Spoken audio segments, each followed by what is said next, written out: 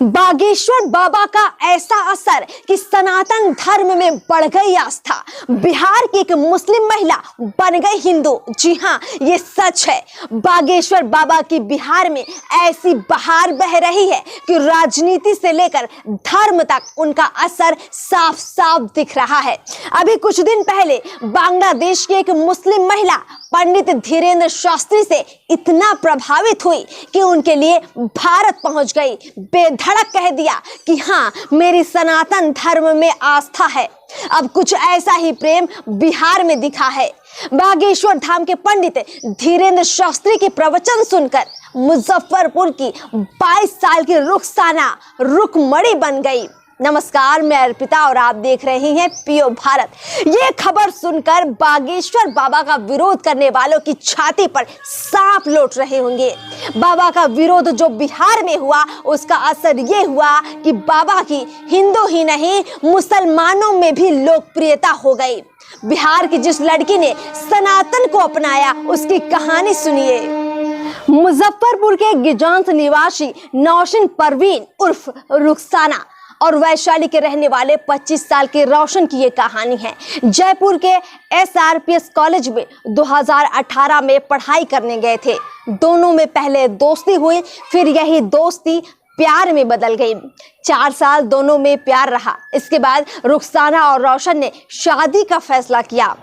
शादी के लिए लड़की के परिवार वाले मान गए थे, लेकिन लड़की का परिवार इस शादी के लिए राजी नहीं था, खिलाफ था।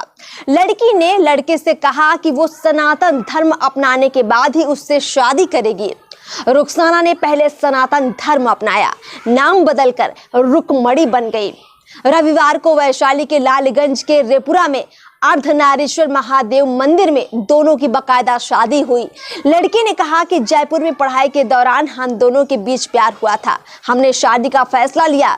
मैं इस्लाम धर्म से थी, लेकिन मैंने कहा कि सनातन धर्म स्वीकार करूंगी तो ही शादी करूंगी। मुझे बाबा बागेश्वर से इस धर्म को स्वीकार करने की प्रेरणा मिली। उनके कार्यक्रम सुनकर प्रेरणा मिली। मैंने खुद उनको शादी का प्रपोजल दिया, यानी लड़की ने लड़के को शादी का प्रपोजल दिया। रोशन बताते हैं कि इस शादी से हम दोनों काफी खुश हैं। रुखसाना ने मर्जी से सनातन धर्म अपनाया है और मुझसे शादी की है। सनातन धर्म अपनाने के लिए दोनों बकायदा गंडक नदी में डुबकी लगाते हैं, विधि विधान से पूजा भी करते हैं और उसके बाद नया नाम भी रख लेते हैं। रुकमणी बनने के बाद रोशन के साथ अब शादी हो गई है रुखसाना की। दोनों हंसी खुशी जीवन बिता रहे हैं। ये तो एक पहलू था इस किस्से का, लेकिन असल कहानी है बाबा बागेश्वर की, बिहार में हुए असर की। जहां जहां बाबा बागेश्वर जाते हैं, उनके वचनों के असर की असल कहानी है। कहानी ये है कि बिहार में बाबा का असर इस कदर हुआ है कि अब इसका परिणाम 2024 और 25 के चुनाव में भी देखने को मिल सकता है। एक तरफ धर्म है तो एक तरफ राजनीति है, लेकिन बाबा बागेश्वर जिस कदर से प्रभावशाली साबित हो रही है, उससे बिहार में जिन लोगों ने उनका विरोध किया या अभी भी जो लोग उनका विरोध कर रहे हैं, उन्हें बहुत ज़्यादा तकलीफ ज़रूर हो रही होगी। ये मानकर चलिए कि अभी जब अगले सितंबर में बाबा बिहार आएंगे, उसके बाद वो जो बहुत सारी बातें कहेंगे और उनके जो अनुयायी हैं, जो उनको फॉलो करते हैं, वो भी उनको लेकर तमाम बातें कहेंगे। बाबा बागेश्वर हिंदू राष्ट्र की बात करते हैं और साथ ही साथ एक बात और आपको बता दें कि इस हिंदू राष्ट्र का मतलब मुस्लिमों का ना होना कतई नहीं है। इस हिंदू राष्ट्र का मतलब सभी धर्मों का होना है। अब इसको बाबा बागेश्वर किस तरह से अपने वचनों में, कथनों में कहते हैं, आपने तमाम बार सुना होगा, लेकिन बिहार की सियासत में बाबा बागेश्वर का बहुत ज्यादा असर नजर आया। एक तरफ जहां तमाम विरोध दिखा तो एक तरफ जन सैलाब था। लाखों लाख लोग बाबा बागेश्वर के लिए बिहार में तड़पते हुए दिखे, उनकी एक झलक के लिए पागल बनते हुए नजर आए।